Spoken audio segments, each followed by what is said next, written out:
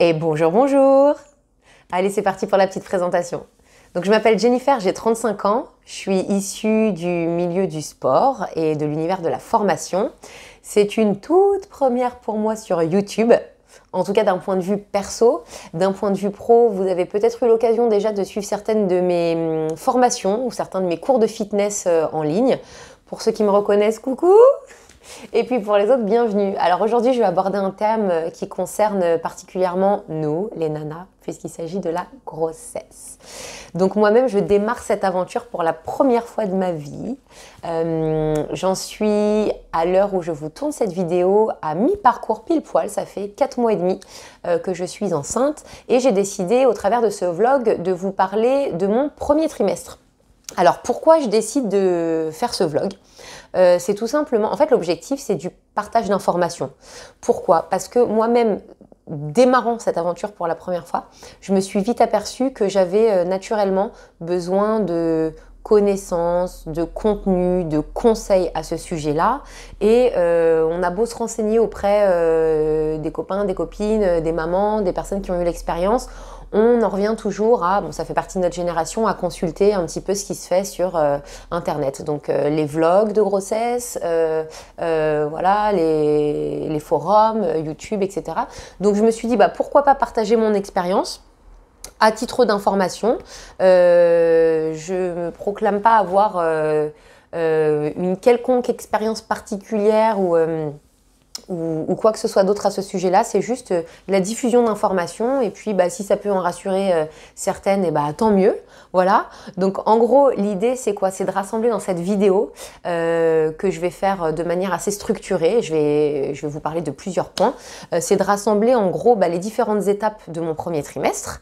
Donc je vais vous parler des symptômes, je vais vous parler du poids et de l'alimentation, je vais vous parler de la pratique du sport, je vais vous parler également des rendez-vous médicaux, je vais vous parler de la manière dont je l'ai appris, de l'annonce, enfin quelles annonces j'ai fait à mes proches, et puis je terminerai le meilleur pour la fin ou pas du contexte du confinement, parce que c'est une réalité.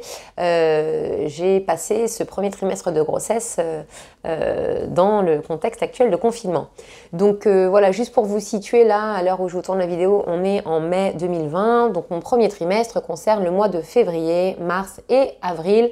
Et si vous êtes OK, je vous dis let's go, c'est parti, on va commencer avec les symptômes. Donc en termes de symptômes, on dit souvent que le premier trimestre n'est pas le plus confortable. Je vous confirme, c'était le cas pour moi puisque j'ai goûté aux fameuses joies des nausées. Alors j'ai eu de la chance parce que je n'ai pas eu de vomissements, mais simplement des aigreurs d'estomac, des remontées acides, je ne sais pas trop comment on peut appeler ça, mais c'est vraiment la sensation que ça fait. Cet inconfort au niveau digestif, au niveau de la bouche, au niveau des... une sensation très très désagréable.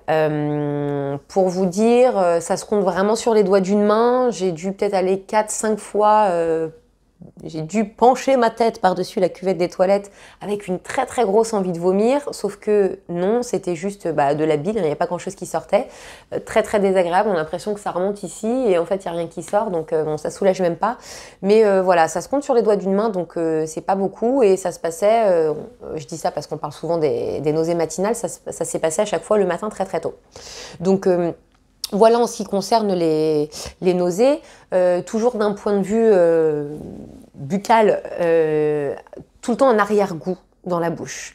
Alors, quand je mangeais, ça allait, j'arrivais à savourer les aliments et à prendre du plaisir. Par contre, dès que c'était terminé, toutes les heures qui suivaient, c'était juste atroce parce que cet arrière-goût qui reste, c'est comme si tout était démultiplié. Vous savez, alors peut-être que je vous dis une bêtise, hein, mais c'est vraiment mon ressenti, hein, je suis là pour vous parler transparent.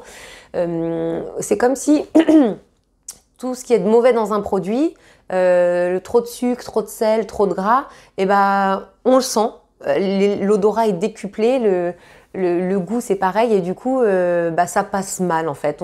Après on sent que c'est pas digeste. Alors voilà, je ne saurais pas comment vous expliquer, mais c'est une impression d'arrière-goût, pas forcément de mauvaise haleine. Donc du coup, bah, moi j'allais personnellement pour solutionner ça beaucoup de fois me brosser les dents. Donc bah, bon, c'est cool, hein, ça soulage pendant 10-15 minutes avec un peu le goût du dentifrice et après par contre ça revient. Donc bon, au pire des cas, les chewing-gums, voilà.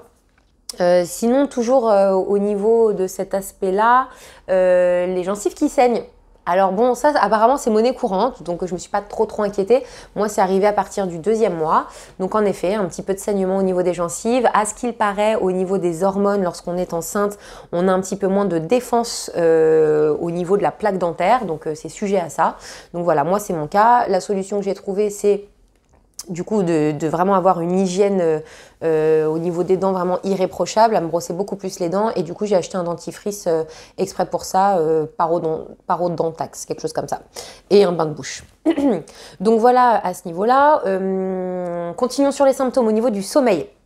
Donc depuis le tout début, depuis le jour où j'ai appris que j'étais enceinte, mon rythme de sommeil a été le même et est encore le même au bout de 4 mois et demi, à savoir ma nuit découpée en 2 temps. Alors, juste pour information, je précise que j'ai la chance de ne pas travailler depuis le début de ma grossesse.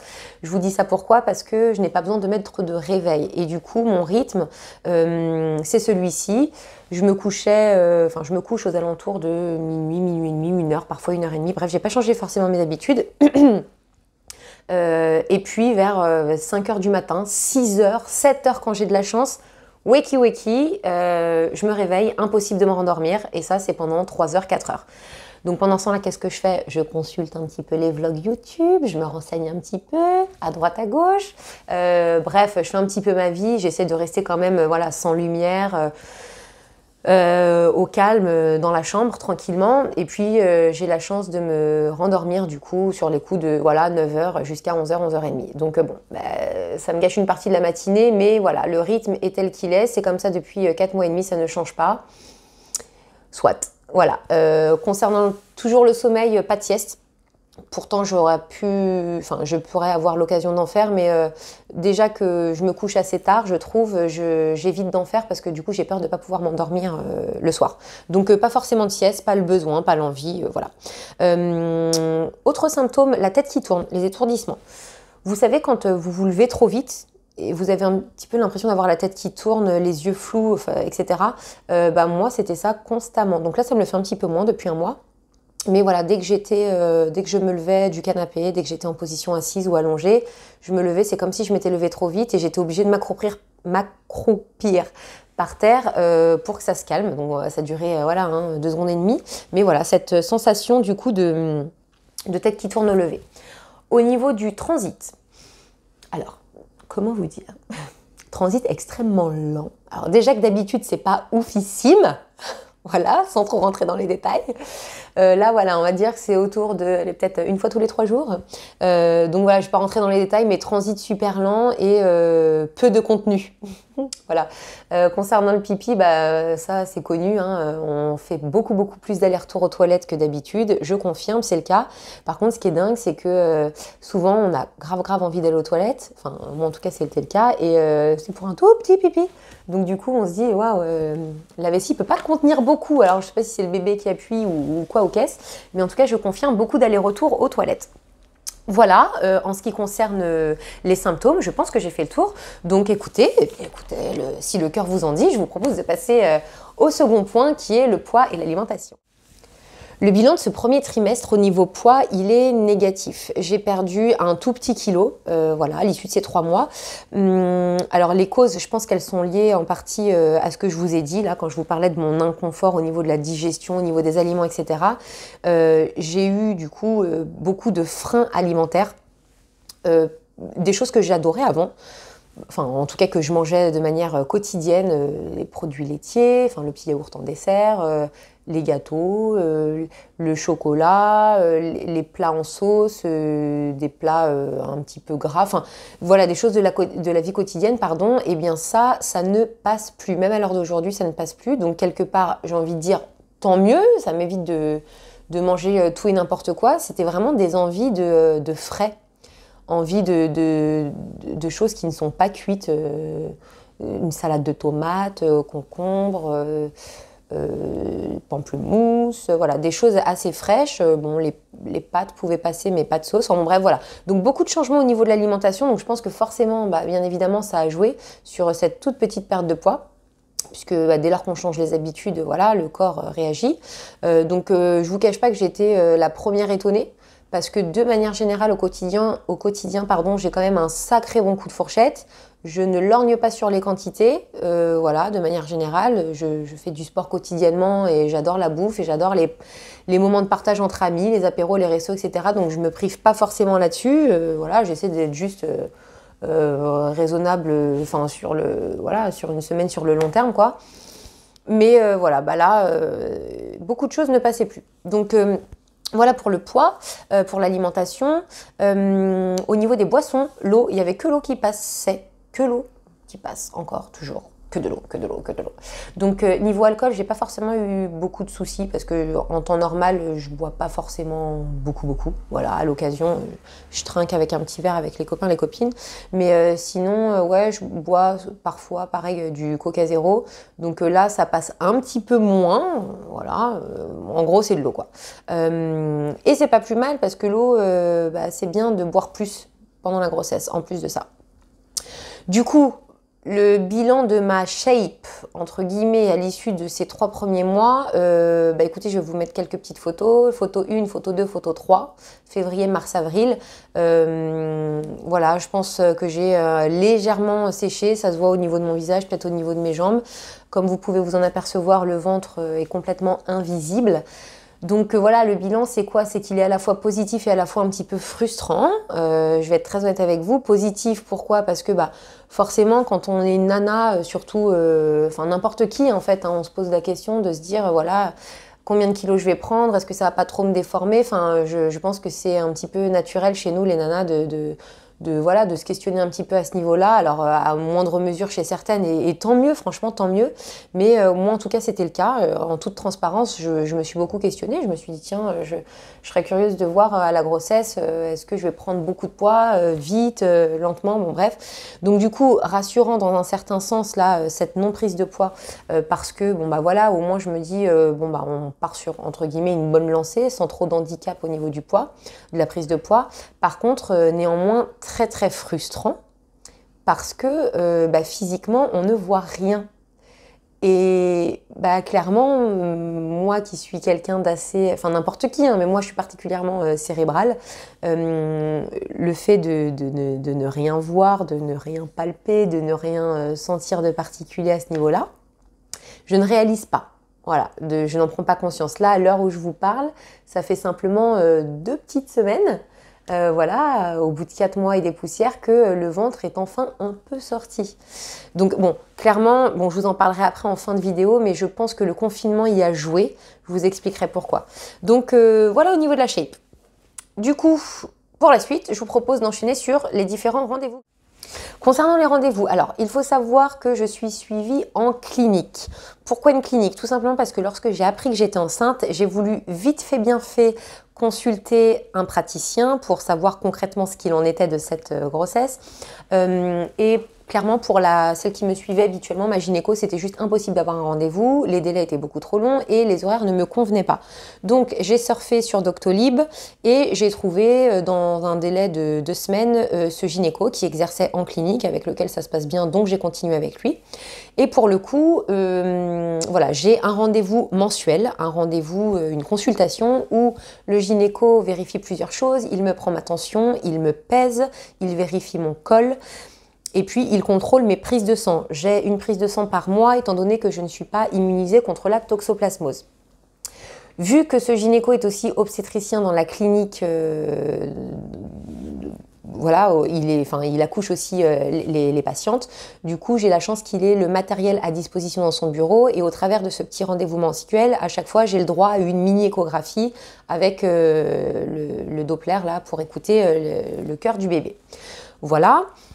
En dehors de ces rendez-vous mensuels, j'ai aussi les fameuses 3 grosses échographies, une par trimestre. Donc là, à l'heure où je vous parle, j'ai effectué moi ma première grosse échographie à peu près à 2 mois et demi, dont je vais vous parler dans un petit instant. Et j'ai la deuxième, celle du 2e trimestre, dans 5 jours.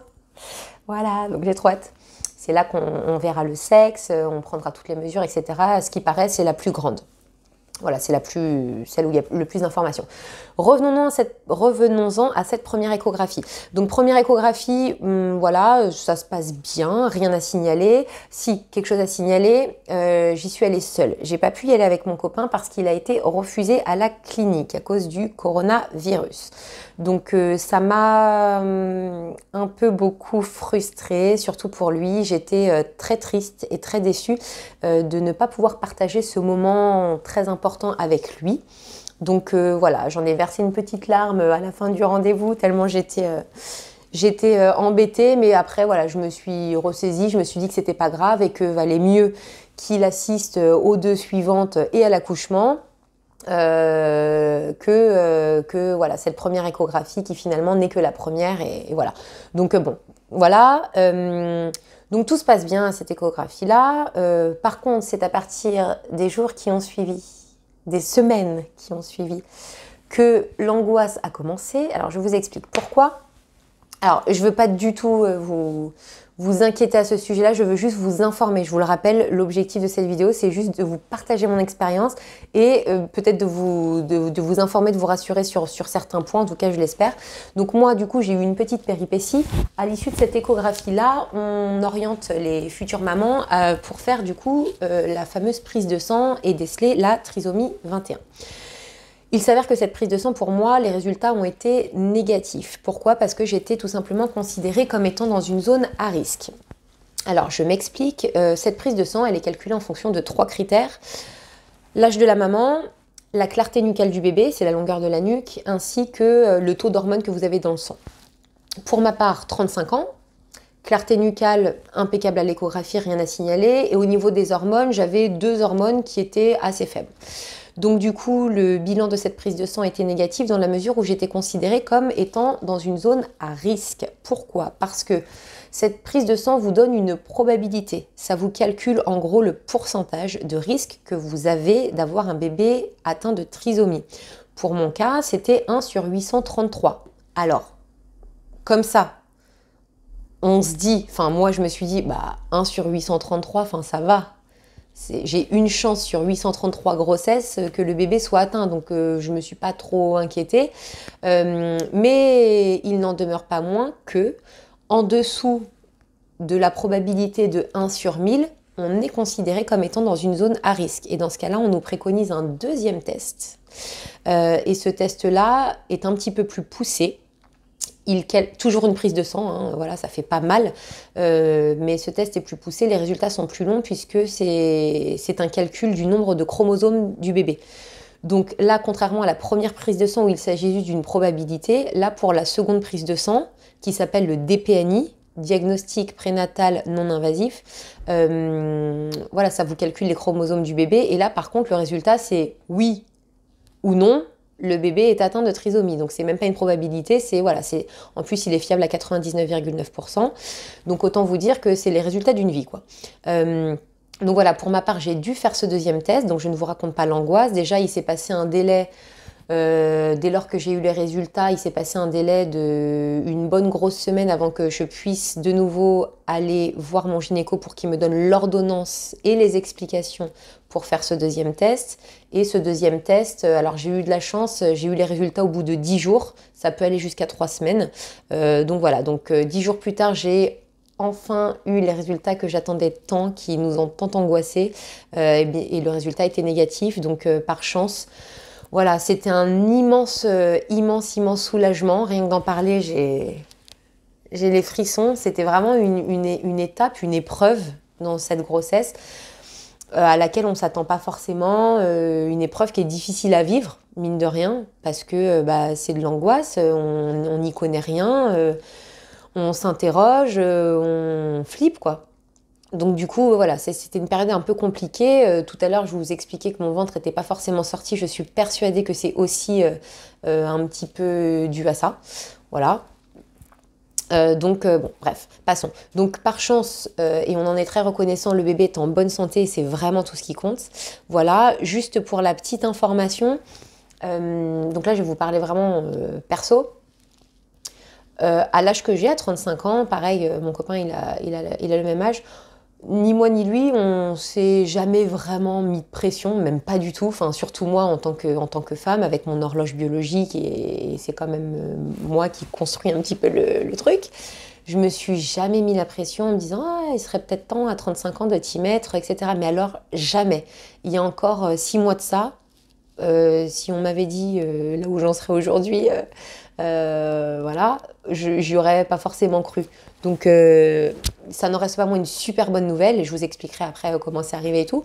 Mais voilà, juste pour vous dire que je me suis jamais mis la pression.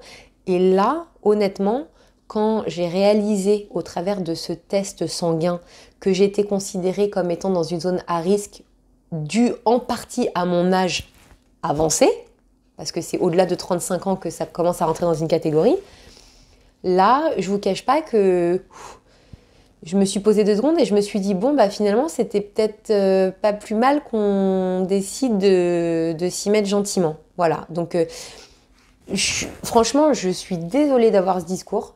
Ça me ressemble pas, j'ai jamais eu ce discours, mais c'est la réalité en tout cas que moi j'ai vécu. Je me suis jamais stressée avec ça au niveau de l'âge. Et je pense que c'est peut-être aussi ça qui fait que ça a marché rapidement pour nous, parce qu'on n'était pas non plus grave en attente et grave dans le stress. Mais il n'en demeure pas moins que j'ai eu quand même cette angoisse et ce stress de fou lié à mon âge, parce que j'étais considérée dans une zone à risque. Donc bon bref, voilà, c'était la petite aparté, je vous partage ça comme je le ressens. Donc voilà pour ça.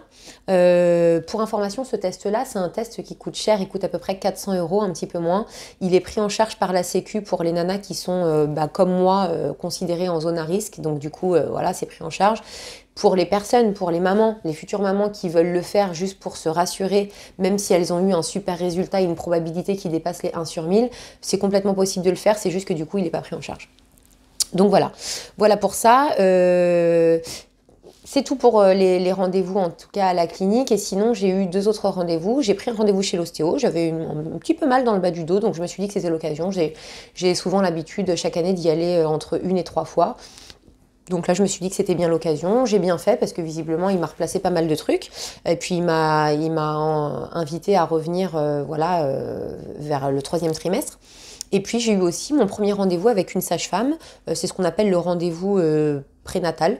Donc, c'est un petit rendez-vous de discussion, en fait. Voilà, pendant 3 petits quarts d'heure, elle te pose pas mal de questions, la nana. Elle te demande comment tu vis la grossesse, comment ça se passe pour ton conjoint, est-ce que tu as pensé à l'allaitement, est-ce que tu as envie d'accoucher d'une manière particulière, dans quelle clinique, dans quel hôpital, bref, voilà.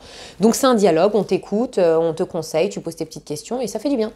Donc, voilà pour les rendez-vous. On enchaîne la suite avec le sport. Parlons sport. Mon petit terrain de prédilection, mon petit terrain d'amour. Alors, en effet, le sport, vous l'avez compris en début de vidéo, c'est mon métier, c'est ma passion, c'est un besoin. Ce n'est pas du tout une contrainte. Don't judge me, mais voilà, c'est ainsi. Donc le sport, je l'ai continué, je le continue d'ailleurs encore. Pareil, hein, comme un petit peu la shape, ça faisait partie des interrogations que je me posais avant la grossesse, à savoir comment ça va se passer pour le sport, est-ce que je vais devoir tout arrêter ou quoi au caisse. J'y connaissais pas grand chose, enfin en tout cas, je n'étais pas experte en la matière.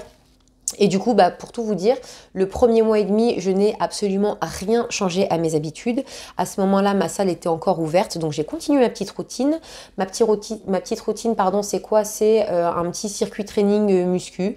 En général, je choisis 4, 5, 6 exercices que je répète sur une vingtaine de répétitions avec des charges adaptées, et je fais 4 ou 5 tours. Donc voilà, c'est un petit circuit training et souvent, j'enchaîne avec un petit peu de cardio. Ça peut être du tapis, ça peut être du vélo, peu importe.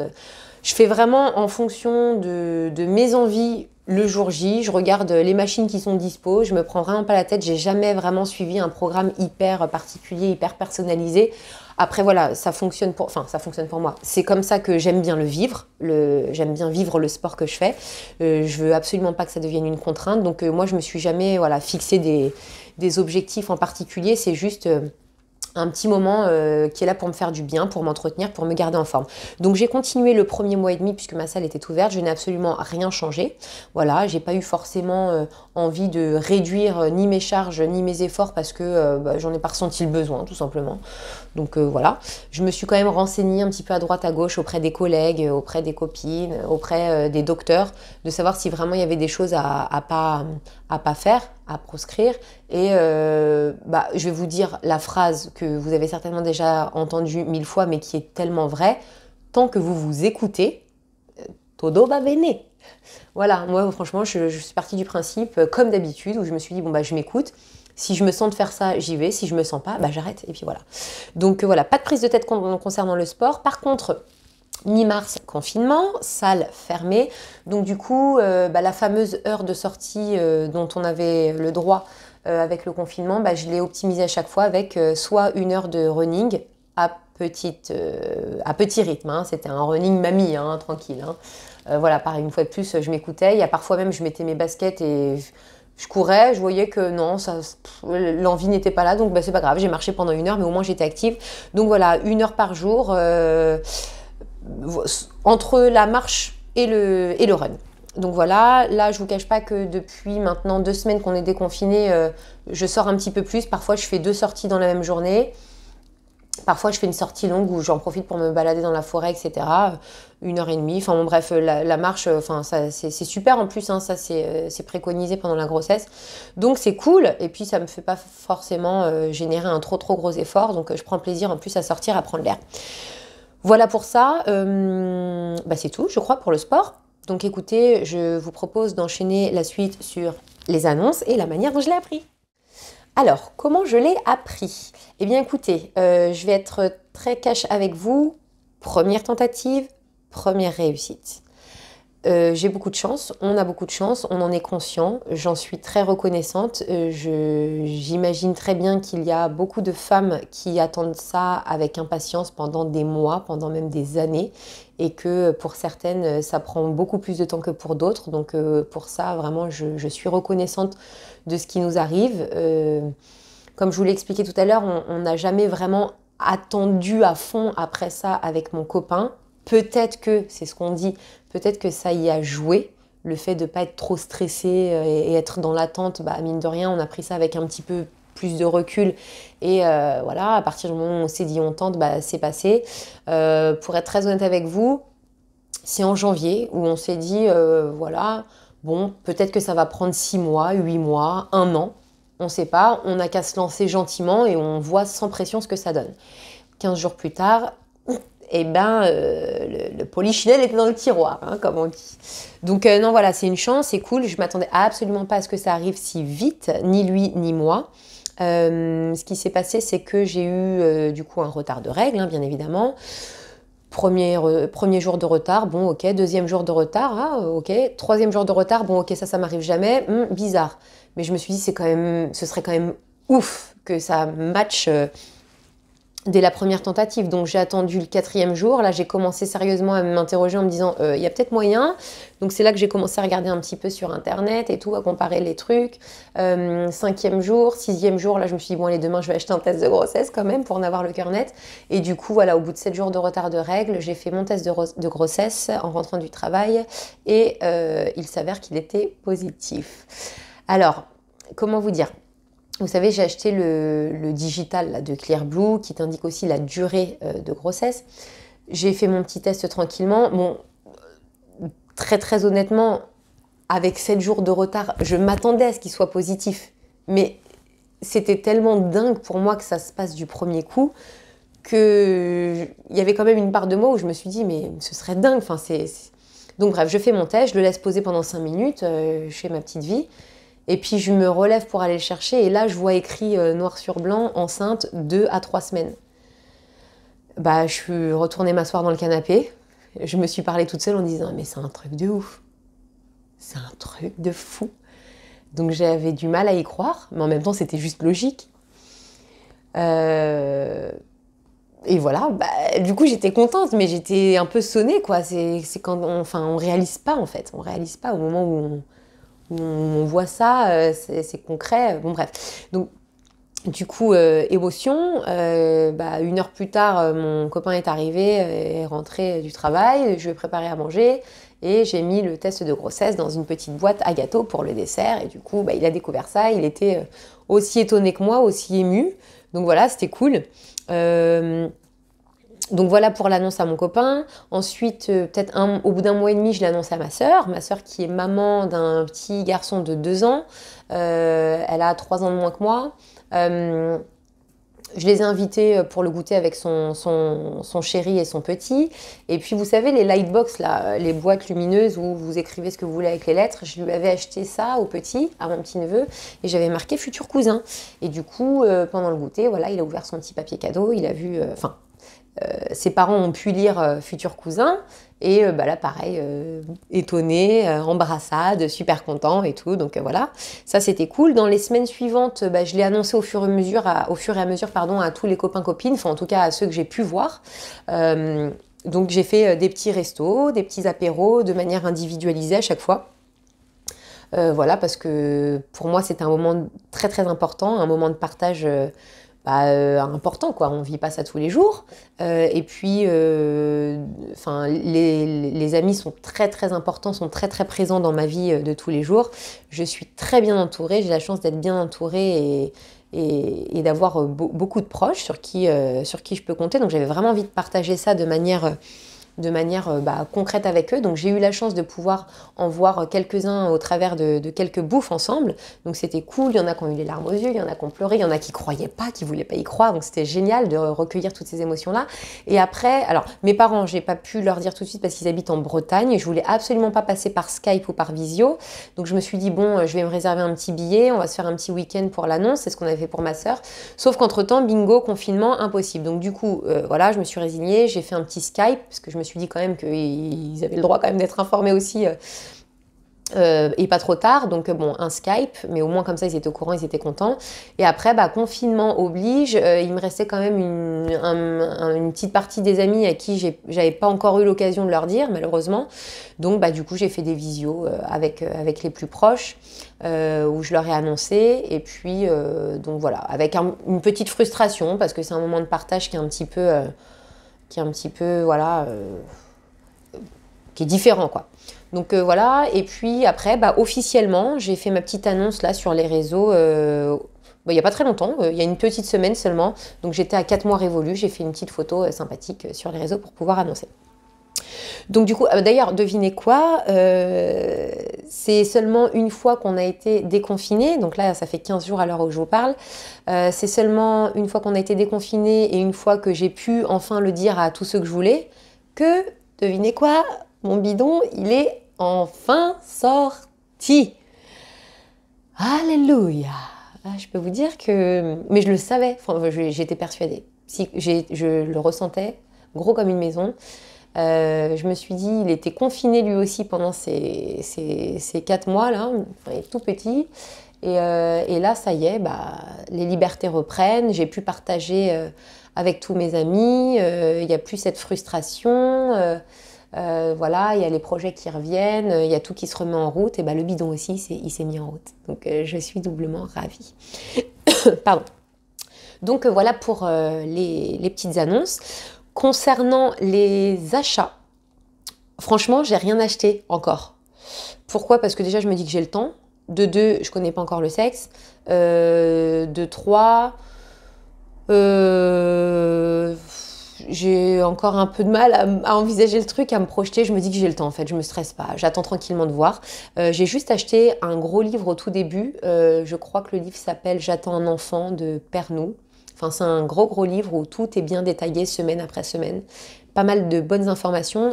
Donc, mis à part ce livre et une huile de massage pour le ventre pour prévenir des vergetures que j'ai mis à partir du 3e mois. Et j'ai ce petit rituel-là tous les soirs. Soit moi, soit mon copain, je me masse le ventre. Mis à part le livre et l'huile, je n'ai rien acheté. J'ai pas forcément eu besoin d'acheter de vêtements jusqu'ici, puisqu'il n'y avait pas forcément de changement au niveau de mes formes. Là, voilà, oui, ça y est, ça fait quelques jours que je ne ferme plus le bouton de mon pantalon, de mon jean. Donc, je vais peut-être voir ça gentiment. Bon, après, voilà, ça va être l'été, donc les robes, ça va être tranquille, ça va être comfy. Et puis, on verra tout ça. Donc voilà, cette vidéo se termine dans 5 jours. J'ai cette deuxième échographie. Cette deuxième échographie où du coup on pourra savoir le sexe. Si je dis on pourra, c'est pour une raison particulière. On ne va pas demander le sexe. J'ai décidé de faire ce qu'on appelle une gender reveal à l'américaine. Donc comme son nom l'indique, c'est en gros la révélation du sexe du bébé. Étant donné, comme je vous l'ai expliqué, que je n'ai rien pu partager de cette grossesse avec mes amis, étant donné qu'on était tous confinés, on a décidé, je me félicite d'avoir eu cette idée, du coup d'apprendre la nouvelle en même temps que tous les copains et les copines. Donc je vais faire une petite fiesta 2 jours après l'échographie, là, ce week-end, pour découvrir le sexe. Donc il y aura un gros ballon rempli d'hélium, rempli de confettis. Au gynéco, je vais lui demander qu'il marque le sexe du bébé sur un papier. Le papier, je vais le donner à la dame du magasin qui sera chargée de me mettre les bonnes confettis de la bonne couleur dans le ballon. Et puis, quand on va le percer, on le découvrira en même temps que tout le monde. Et du coup, ça fera, je l'espère, un super moment de partage et d'émotion. Donc voilà, ça c'est dans une semaine tout pile. J'ai hyper hâte. Et du coup, ce sera l'objet de la deuxième vidéo, de la prochaine. Donc écoutez, je serais ravie de vous y retrouver si ça vous intéresse. J'espère en tout cas que cette vidéo vous a plu. En tout cas, moi, ça m'a fait plaisir de partager ça avec vous. Là, comme je vous disais, j'ai été très frustrée de rien partager. C'est peut-être aussi pour ça que je me suis décidée à faire cette petite vidéo. C'est vraiment, une fois de plus, dans le partage d'informations. Donc, bien écoutez, tant mieux si ça vous a plu. À très bientôt. Ciao, bonne journée.